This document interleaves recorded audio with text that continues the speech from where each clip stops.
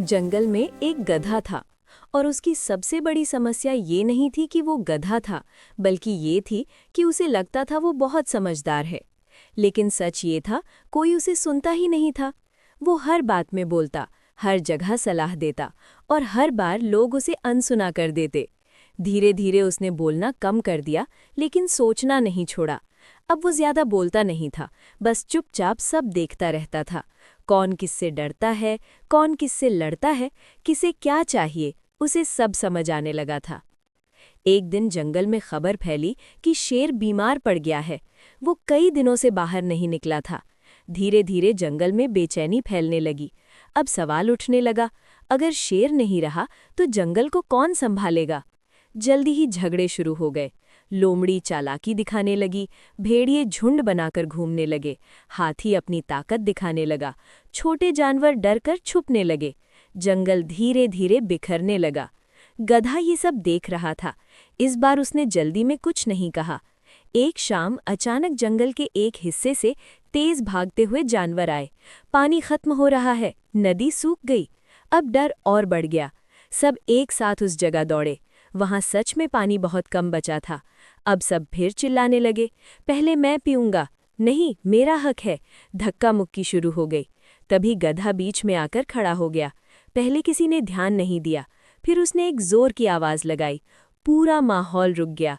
गधा बोला, तुम लड़ते रहो तो ये पानी अभी खत्म हो जाएगा। इस बार उसकी आवाज में कुछ ऐसा था कि कोई हंसा नहीं। वो आगे बढ़ा, नदी के पास गया और जमीन को ध्यान से देखने लगा। फिर उसने कहा, पानी खत्म नहीं हुआ है, बस रास्ता कहीं बंद हुआ है। किसी ने यकीन नहीं किया, लेकिन वो आगे बढ़ता गया और कुछ दूरी पर एक जगह रुक गया। वहां मिट्टी और पत्थर जमा थे। गधे ने कुछ नहीं कहा, बस खुद पत्थर हटाने लगा। कुछ देर तक कोई आगे नहीं आया। फिर हाथी आगे बढ़ा, उसने बड़ा पत्थर हटाया। फिर बंदर आए, फिर बाकी जानवर। धीरे धीरे सब काम में लग गए। अब कोई नहीं चिल्ला रहा था। अचानक मिट्टी के नीचे से पानी निकलने लगा, पहले हल्का, फिर तेज। कुछ ही देर में पानी बहने लगा। सब चुप खड़े थे।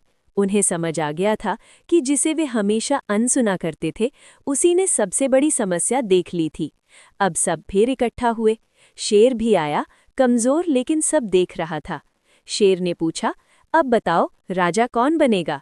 इस बार कोई शोर नहीं हुआ। धीरे धीरे सबकी नज़र गधे पर गई। गधा पीछे हटने लगा, मैं नहीं। लेकिन इस बार कोई हंसा नहीं। लोमड़ी आगे आई और बोली, जिसे कुछ साबित नहीं करना पड़ा वही सबसे सही निकला। शेर ने सिर हिलाया, राजा वही जो सबको बचा सके, चाहे कोई उसे सुने या नहीं। और उसी दिन गधे को जंगल का राजा बना दिया गया। लेकिन असली बदलाव उसके राजा बनने के बाद आया। अब कोई जल्दी में नहीं बोलता था। बच्चों, इस कहानी से हमें सीख मिलती है कि कभी भी किसी को कम मत समझो।